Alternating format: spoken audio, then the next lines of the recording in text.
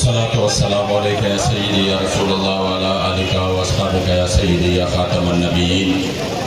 تانا قربان یا رسول مدنی. تانا قربان یا رسول مدنی. تما شقائے سبحان یا رسول مدنی.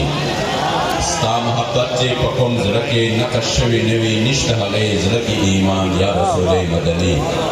او ہزار زل ایمان روڑی خوبستال عشقہ چڑی بنشی مسلمان یا رسول مدنی.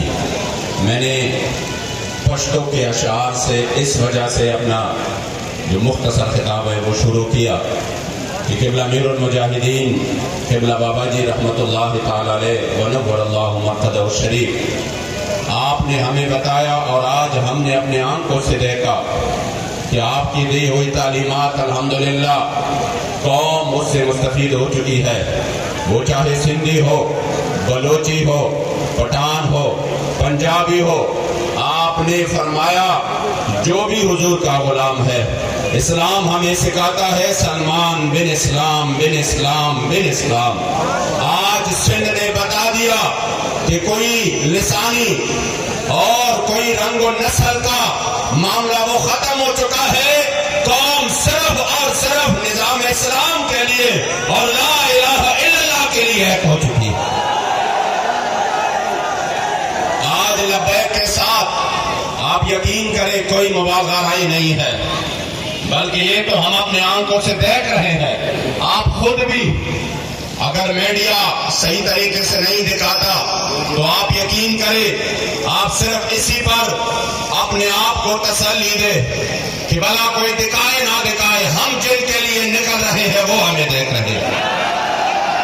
ہمارا عقیدہ ہے اضافہ کبھی نہ موت ہی و حیات ہی، وہ ہمیں دیکھ رہے ہیں. اس وجہ سے الحمدللہ ہم جو وہاں سے چلے اور یہ کراچی سے یہاں تک الحمدللہ جو سندھ نے جو ہمارے سندھی بھائیوں نے ہمیں ویلکم کہا، مرحبا کہا اور جو خوش ہوئے استقبال ہوا جگہ جگہ پر میں نے لوگوں کے چہروں کو دیکھا جہاں سے ہم گزر رہے ہیں گویا کہ اس کے چہروں پر تازگی ہے.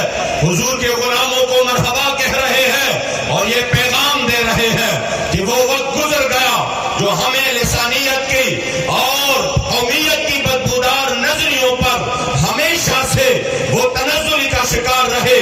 انشاءاللہ اب یہ قوم اس سے نکل کر صرف نظریے کی بنیاد پر نظام اسلام کی بنیاد پر لبیک کا ساتھ دے گا انشاءاللہ تعالی. اور یہ قبلہ امیر المجاہدین کا فیضان ہے، یہ قبلہ بابا جی کا فیضان ہے. واللہ میں ان بچوں کو دیکھ رہا ہوں یہ جس طریقے سے اس گرمی میں اس شدت میں جس طریقے سے ہم ان کو زبردستی گاڑیوں میں بٹھا رہے ہیں وہ پھر بھی دوڑ رہے ہیں، مسلسل دوڑ رہے ہیں.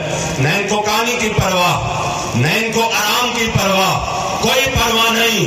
یقین کرے بندہ جب دیکھتا ہے تصور کرتا ہے ناممکن نظر آتا ہے، لیکن قلندر لاہور اسے پوچھتے ہیں تو وہ فرماتے ہیں یہ جبر و قہر نہیں یہ عشق و مستی ہے.